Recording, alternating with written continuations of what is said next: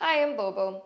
In this week's recap, the U.S. Federal Reserve kept interest rates unchanged as expected. The dovish shift serves as an early Christmas gift for the market that potentially spells the end of the rate hike cycle. The Fed's dot plot, which reflects each Fed official's rate forecast for next year, also shows that interest rates will be cut by 0.75% next year. While the market expects a rate cut next year, however, some officials argued that the Fed did not discuss interest rate cuts and did not rule out the possibility of another rate hike. Although interest rates seem to be near their peak, some analysts predict that Hong Kong interest rates may not be able to fall in tandem with US interest rates next year. Depending on interbank rate trends, high interest rates will remain for some time, with a chance of up to 2 rate cuts by the end of next year. Property market sentiment remains weak, with developers remaining cautious on buying land. Nonetheless, a consortium formed by Sino Land, China Merchants Land, and Great Eagle won the tender for the Urban Renewal Authority's Shing Street project in To Kwa Wan at 1.93 billion Hong Kong dollars at a land premium below 4,700 Hong Kong dollars per square foot.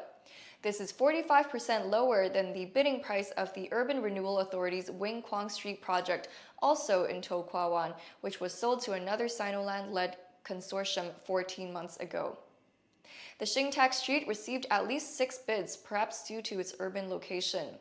In contrast, bids for a residential plot in Changsha on Lantau Island closed last week with only one tender from Sinoland, potentially marking Hong Kong's 7th unsuccessful land sale this year in a string of unsuccessful bids.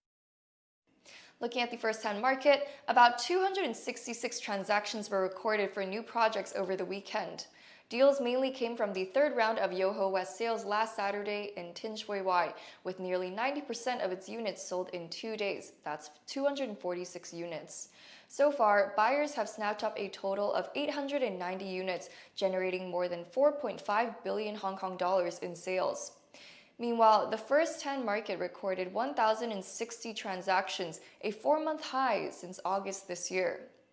To maintain sales momentum, the developer increased prices for units on the project's 6th price list to be released on Wednesday. Discounted prices range from about 3.31 million Hong Kong dollars to 8.34 million Hong Kong dollars at nearly 11,000 Hong Kong dollars to 16,000 Hong Kong dollars per square foot. Yoho West's strong performance may serve as an indication of strong purchasing power, as the market expects U.S. interest rates to peak next year before being reduced. In addition, many second-hand owners willingly made drastic price cuts, causing the second-hand market to pick up. Over the weekend, Hong Kong's 4 biggest real estate agencies recorded between 5 and 9 deals for the city's top 10 blue-chip housing estates, marking an overall rise in transactions. Among them, Centerline and Midland hit 8-week highs. So let's check out 3 examples of price-reduced transactions. At Taikoo Shing in Quarry Bay, a newly renovated 3-bedroom apartment sold after a cumulative reduction of 1.7 million Hong Kong dollars. Measuring 922 square feet, the flat was sold to a buyer from the same district for 14.8 million Hong Kong dollars at about 16,000 Hong Kong dollars per square foot. The original owner bought the flat in 2019 for about 18.7 million Hong Kong dollars and lost nearly 3.9 million Hong Kong dollars upon selling the unit. Next, one flat at Mei Foo Sun Chuen was sold at an even bigger price reduction. This was a 3-bedroom flat on 50 Broadway Street of the project's Phase 2 series. Measuring 972 square feet, the unit was newly renovated with garden views and was finally sold after the owner reduced the asking price by 3.62 million Hong Kong dollars to 10.88 million Hong Kong dollars at about $11,000 per square foot. The original owner had put the flat up for sale in August last year for about 14.5 million Hong Kong dollars. However, since they purchased the flat in 2011 for about $8.09 million, even with the price reduction, they still made a profit of 2.79 million Hong Kong dollars. Our final transaction comes from a 3-bedroom apartment at Belvedere Garden in Tsuen Wan. This was a middle floor unit in Tower 7 of Phase 2, measuring 668 square feet.